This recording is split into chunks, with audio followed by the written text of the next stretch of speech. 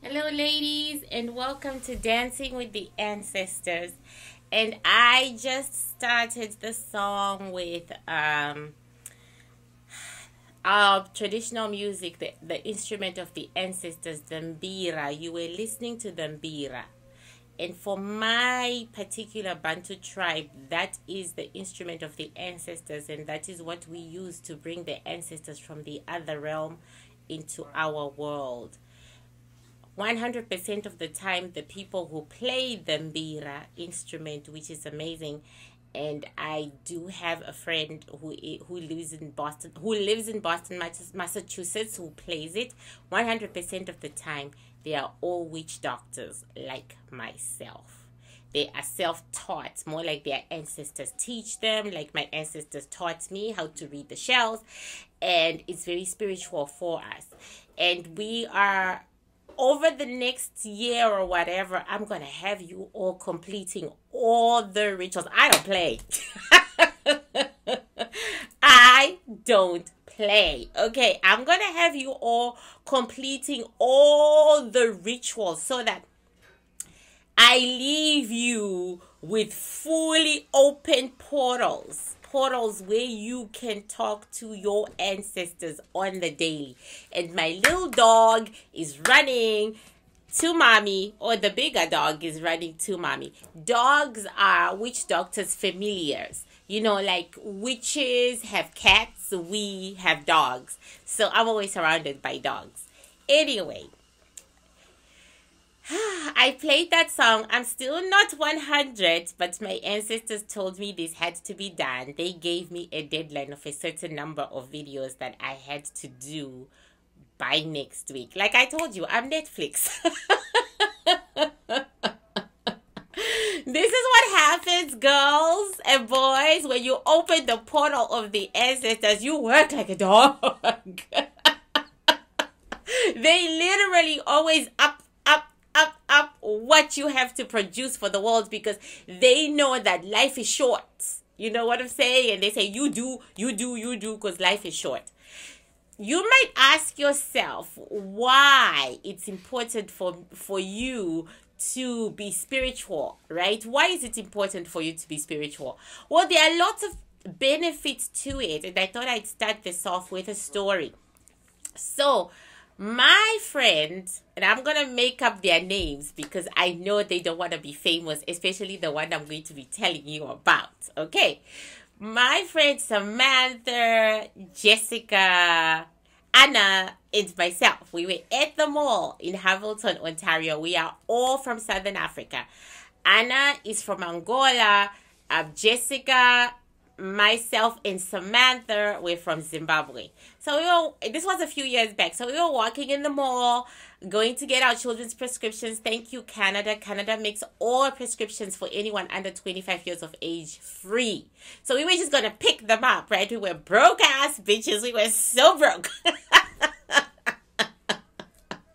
Between the four of us, we had like $20, okay? We had $20 between the four of us, but breakfast is cheap, right? So we were going to go to breakfast. We were going to pick up our kids' prescriptions, have breakfast, walk around the mall, feel like we did something amazing, then go back to our homes and kids, right? So, I hope I don't forget these fake names. So Samantha, we were in the drugstore, you know, giving our prescriptions, and she said, oh, my hand is itchy. If the palm of your hand is itchy, people, that means that your ancestors would like to give you a gift, and that gift usually comes in the form of money or a brand new car or that sort of thing. something financially beneficial to you. So this is what you do when you feel your palm itching. You accept the gift. So this is how you do it. You do this. I'm not going to do it too long because then my ancestors will come out and they'll start coughing and shit. Okay, so you do this, right? And then you go, accept it. Okay, you have to accept it. So you go, once again, accept it. Okay, so anyway, that's what she did. She said, oh, she did that, and she said, accept it. So we walk out of the drugstore and into the mall, and there is this man who's walking in front of us. And suddenly money starts coming out of the back pocket of his pants. Literally, we were watching it like it was a movie. And then suddenly it was at Samantha's feet. Boom. Okay.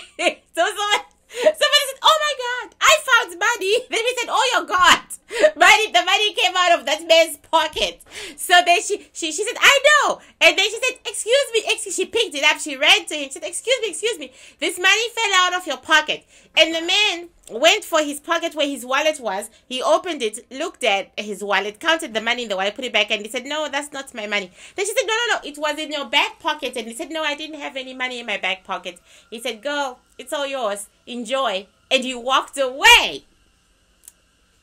Don't you know what that was? Her ancestors were fucking pickpockets.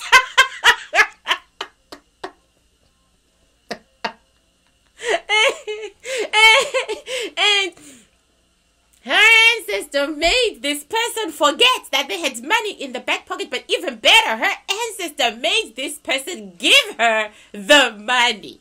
Okay, now I would like to say that was a coincidence. Oh, hell no. Samantha's ancestors were up to no good when it came to money every time. Okay, we witnessed this several times until Anna said, oh, hell no. I am not Samantha's friend no more. You people don't call me to talk to me.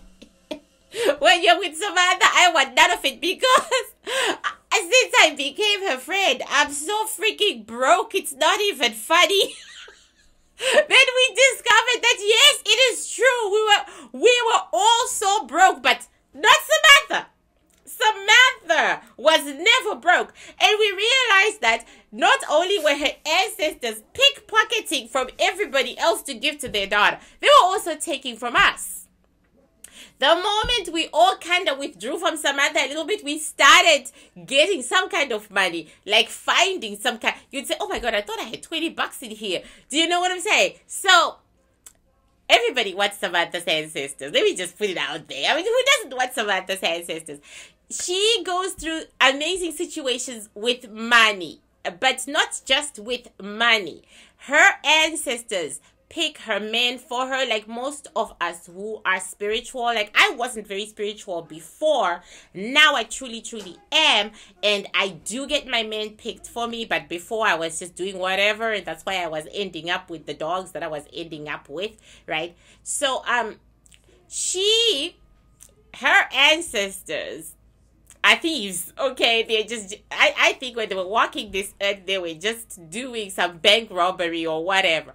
So she has children with ex-best friends' husbands, right? So basically, she comes into, now she's married. She used to come into your life, end up with a baby by your husband, right? And these men happen to be wealthy. Okay, so this is her. She maxes out her credit card on one shopping spree, $20,000, all gone. So now she's like, oh my God, my debt. Oh, I have debt. And she's wailing about it. And the next day, baby daddy number one pays off the debt. Does he know he's paying off the debt? No. All he does is give her a call in the morning and said, you know, I was thinking about you. I don't really appreciate the way you raised my son. I should say thank you more often for being such a good mom to him. And I'm coming to visit you. I'm coming over tonight. So I just put a little something in your account. She opens a bank account, $20,000. Okay. And then, the next thing that happens is that her car breaks down, and she has her 2 kids in the car, and she's crying, lots of tears and stuff. And she gets picked up by baby daddy number 2, right? And he drives her home. And the next day, he calls her and says, go pick up your new car. And she goes and she picks up a new Range Rover, brand new, paid for by him. Because, you know, I ain't letting my daughter suffer like that. Right? So, this she gets from her ancestors. She always says, not to worry, my ancestors will sort it out. And they do. Okay? So this is why you need that portal to be open. It makes life a whole lot easier. There are lots of situations in my life that have happened financially that have been sorted out by my ancestors. Right? So I urge you all to continue opening that portal. You know what I'm saying? There is no such thing as luck. There is no such thing as coincidence. There's just your ancestors giving you shit. Okay. And on that note, we can go into dancing with the ancestors. Music is very, very important. It's extremely important when it comes to talking to your ancestors. Please do not underrate it in any way, shape, or form. It is extremely important. Okay. And so, you have to incorporate it into your dinner with the ancestors, but not right away. Okay? Not right away. Incorporate it after 3 cycles of dinner with the ancestors. Okay, first do 3 whole cycles of dinner with your ancestors without music. And then the 4th dinner with the ancestors, you open it with music and dancing. Don't think you have to look for some African music or whatever, because guys, I have opened it with Nicki Minaj, Yo Gotti, fuck it up, fuck it up, fuck it up. Anything that moves your soul. Anything that moves your soul. Anything that makes you happy. Anything that elevates you and you dance. I have twerked. I have, you just dance. Be in your spirit. Be in your soul. Feel the happiness. Feel the happiness, because only when you feel intense emotion do you reach them. There is one thing you have to do though when you are dancing. You will be holding your walking stick on your right hand. So every move you're making it with your walking stick. Am I making sense? You're making it with your walking stick. You have to have your walking stick in hand. So you can open that. So before you even do the ritual, you play the music, you dance with your walking stick. And then after that, you go into the rituals of opening your dinner, which is what I taught you, dinner with the ancestors before. When you close your dinner, you stand up again and you dance. Right? Because, it's important. I have put a link below this video that I need you to look at. You're going to be watching Stella Chiweshe singing and dancing on stage in Germany. She's a witch doctor like me. And my gift from my ancestors is writing, right? They download a whole true story in my head and I write it. Okay. In 2 weeks. I write all my books in 2 weeks. So I write it in 2 weeks and it's a done deal, right? With Stella, it's music.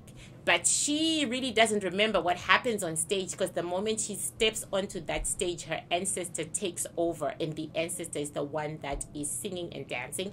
And at the end of the performance, the ancestor actually says, well, I'm done entertaining you people. I can now go back to my realm. And then she hobbles off the stage, because this ancestor is hundreds of years old. So she hobbles on her walking stick off the stage. And I asked her, do you remember anything many, many years ago? And she said, I don't even remember anything. I just wake up, I just do, before she came into her own, like me, she was a housewife. She raised kids. She was 44 when she finally broke open the portal really wide and wild. And then she started singing. She plays instruments, but when she's not in a trance, she doesn't even understand how she does it. And now she's pretty famous, and she's a professor, and she has a completely different life now than she had when she was 44, right? Before she turned 45, right? So she's a star. Basically, she is a star, right? So it is important to be spiritual because you get to your gifts, but most of all, your ancestors, they come out and they do amazing shit using you, right?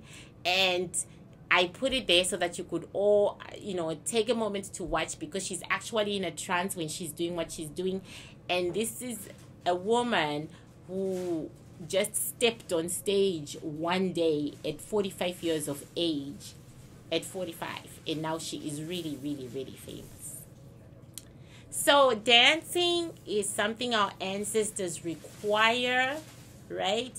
Music is something they require with their dinner, but like I said, add it in because it intensifies your dinners, and I'm really trying to start you off kind of slow. Now let's get to that fire.